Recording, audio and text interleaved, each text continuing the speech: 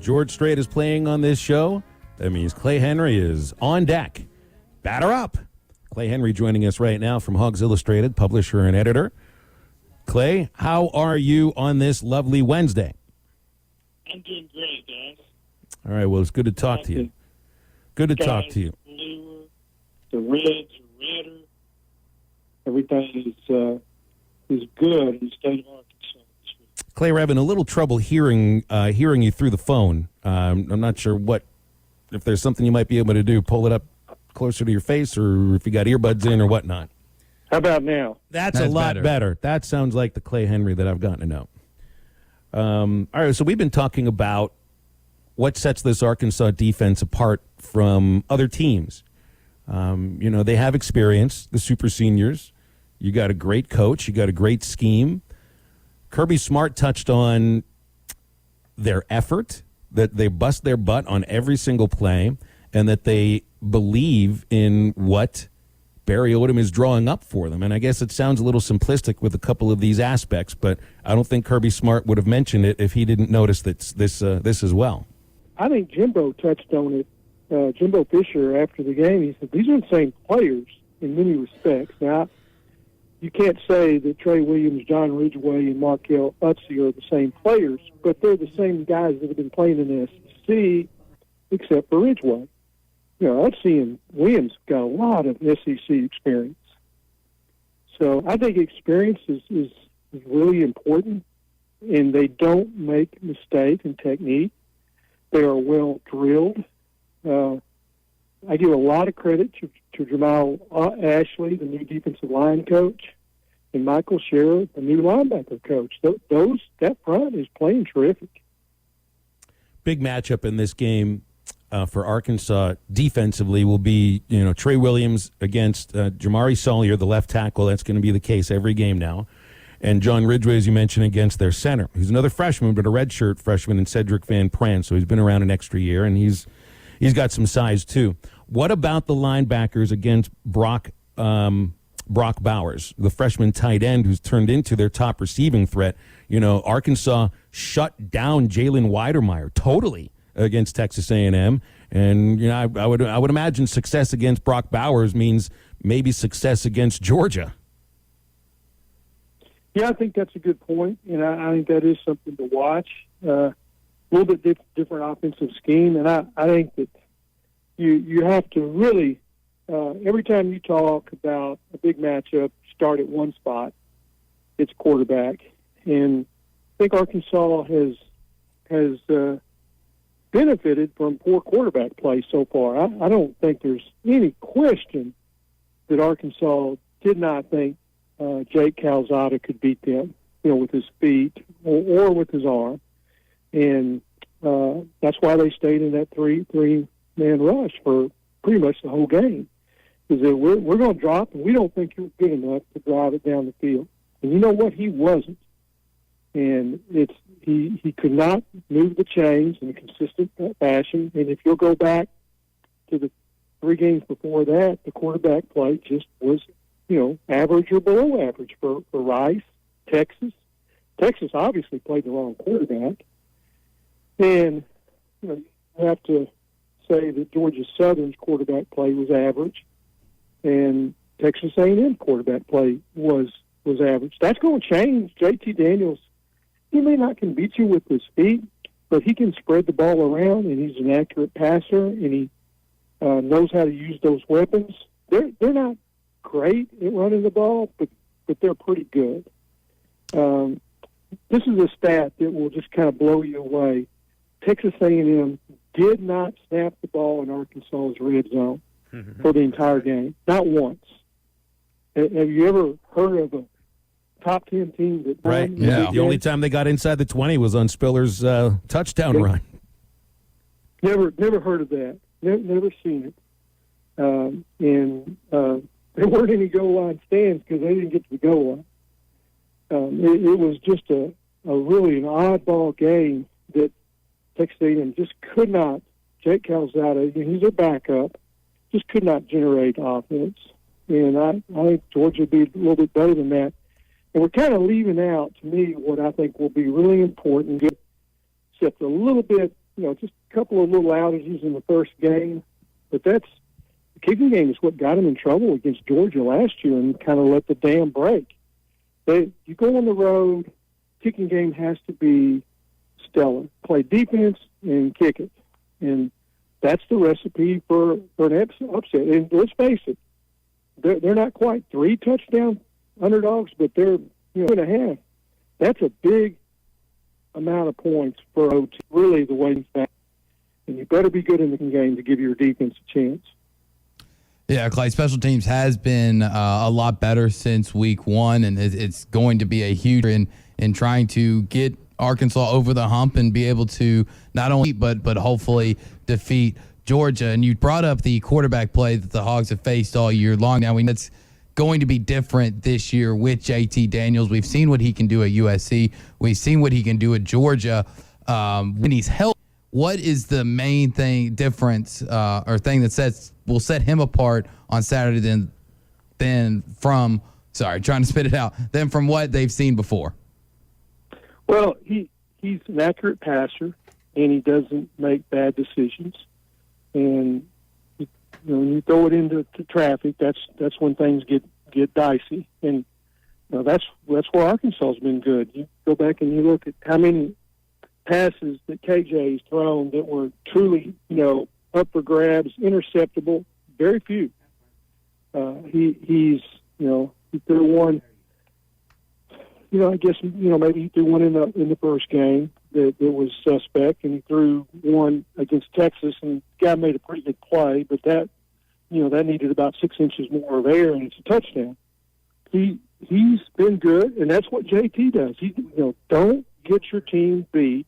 Don't make the mistakes that puts your defense in a bad spot. Because if you got a defense like that, you don't have to do a whole lot on offense and get some field position breaks.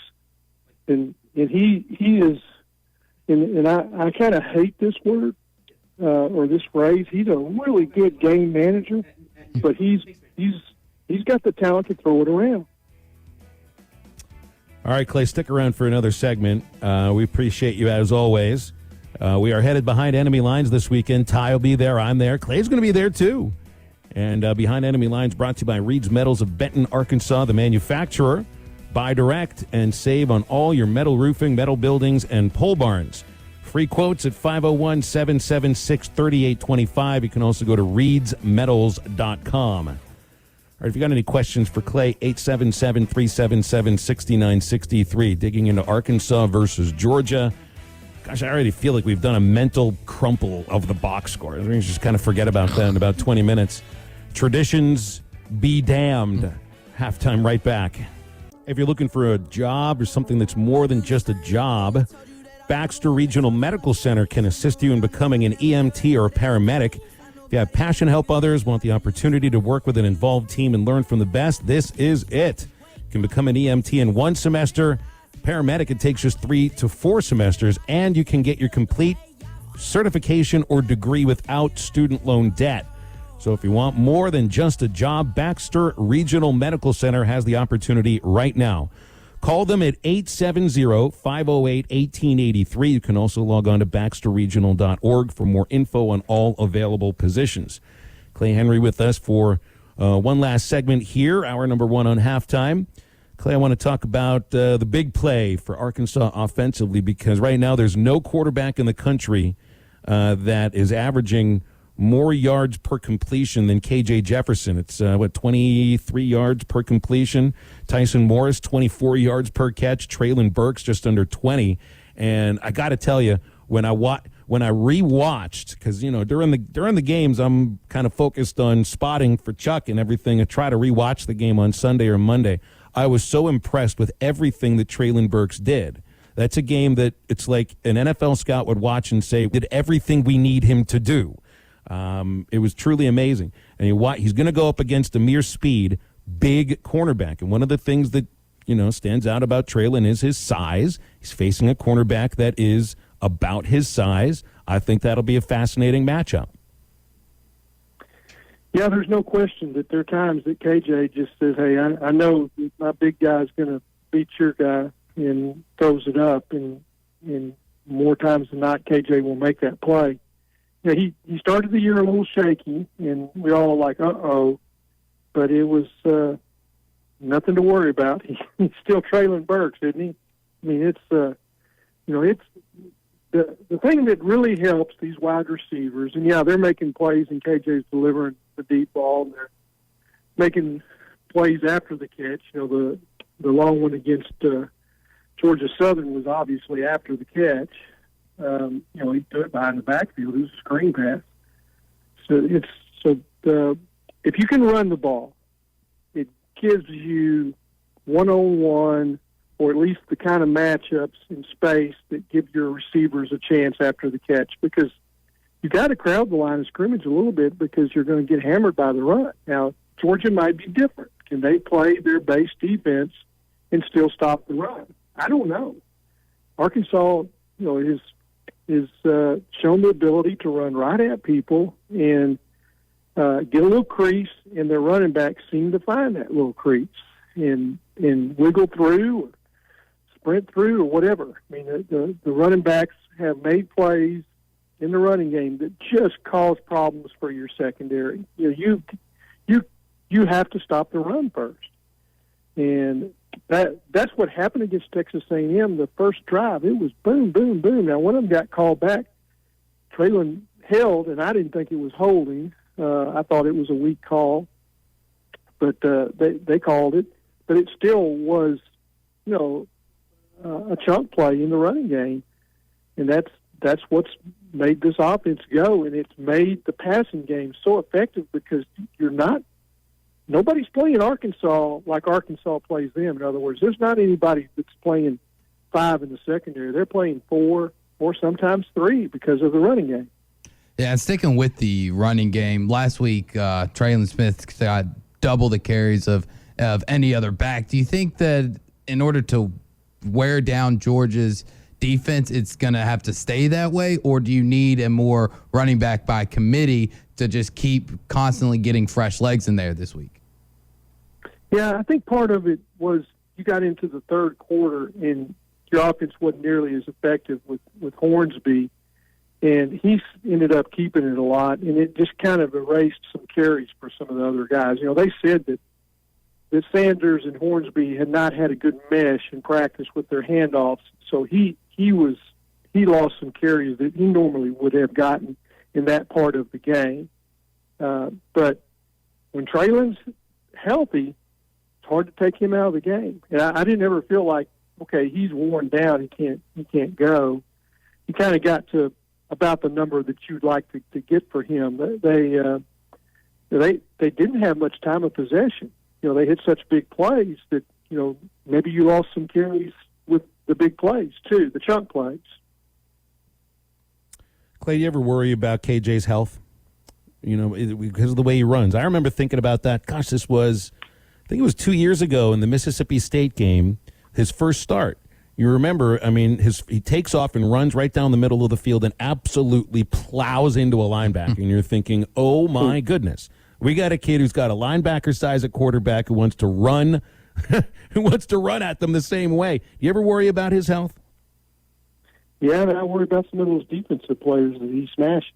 So I guess it works both ways. Yeah, and we've talked about that and written about. I wrote about it in the spring about that you're going to need Hornsby because he will take some shots. He kind of runs upright, but yeah, that's a concern with the running quarterback, and especially if you have called running plays off tackle. There's not much other way. You can't get down on you don't slide in on an off tackle smash, right?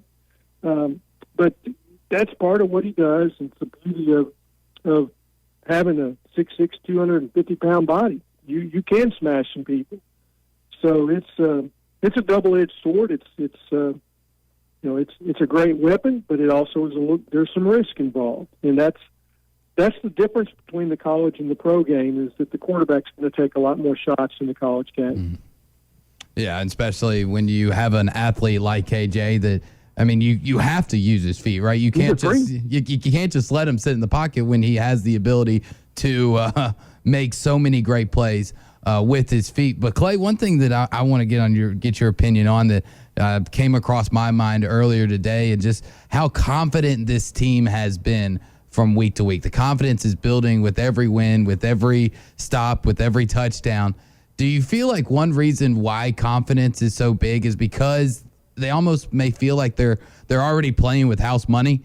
Because I don't think anybody really truly expected them 100% to be 4-0 at this point. So as they keep winning, it feels like we've already passed expectations. Let's just see how far we can go with this. Do you think that has a factor into it? Yeah, I mean, you might feel that way, and I might feel that way, but I'm not sure that, the college players think in those terms.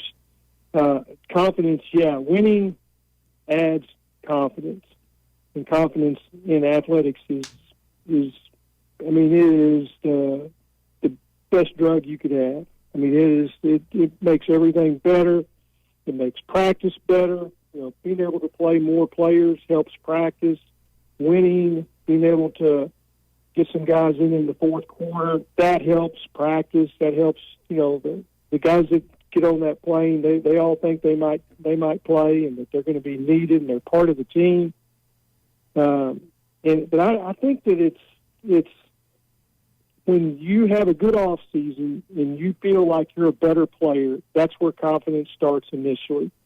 And then when you see that you can run your basic stuff and be successful, that you don't have to have anything tricky, you don't have to, you don't have to blitz, you can just play and play your proper technique. And if you do your job, you're going to win. And they feel like they're going to win.